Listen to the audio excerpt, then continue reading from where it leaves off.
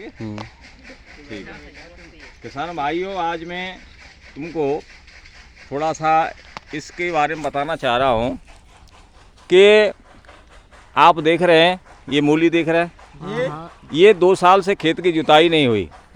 आप देख रहे हैं ये आप मेरे हाथ में है ये मूली, और ये करीब इसकी लंबाई अमूमन जो है 1 फुट से भी ज़्यादा लग रही है मुझे। 2 साल से इसकी जुताई भी नहीं की।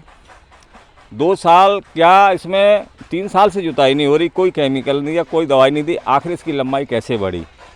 मैं इस बात का मैसेज किसान भाइयों को ये देना चाह रहा हूँ, ये काय का कमाल है कि इतनी गहराई में हमारी जड़ें पौधे की कैसे चली जाती हैं। इसका एक ही राज है कि जब ज़मीन के अंदर पोलाई होगी तो ऑटोमेटिक फसल अच्छी होगी।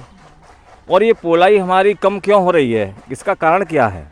इसका कारण एक ही है कि आजकल किसान भाई जो बनी हुई बाहर से जो डाई आ रही है, डाई के अंदर बहुत सारा पत्थर होता है, और पत्थर और केमिकल आप देते रहते हैं, वो ज़मीन की परत के नीचे जम जाते हैं, और जमने के कारण एक कड़ी परत बन जाती है, वो हमारी फसल को अंदर जड़ें नहीं जाने देती। हमें बार बार ज़्यादा जुताई करने की ज़रूरत पड़ती है।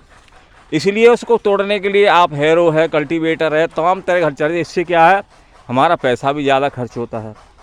अगर इसका प्रयोग न करके किसान हरी खाद, गौ जीवामृत, गौ कृपा अमृतम, अगर ऐसी चीज़ें देंगे, इसके अंदर ऐसी चीज़ पैदा होती है, वो ऑटोमेटिक ज़मीन के अंदर पोलाई होती है उससे, और कारी गहराई में उसकी जड़ें जाती हैं, और बहुत अच्छी फसल उसके अंदर होती है। तो ये सारा जो कमाल आप देख रहे हैं, ये इसके अंदर कोई रोग नहीं है, कोई कुछ नहीं है।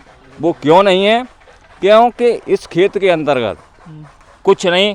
मैं आपको एक ही राज बताता हूँ इसका होने का। वो राज ये है कि इस ज़मीन के अंदर पूरी साल इसके अंदर मात्र 50 किलो गाय का गोबर लगा होगा और गौमूत्र लगा है।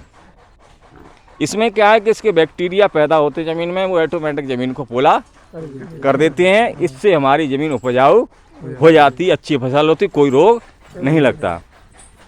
इसलिए आपको सलाह दी जाती है कि डाई का और केमिकलों का प्रयोग कम करो, ऑटोमेटिक खेत के अंदर कोई रोग नहीं लगेगा, और आपकी उपजाऊ ज़मीन होगी और अच्छी फसल होगी।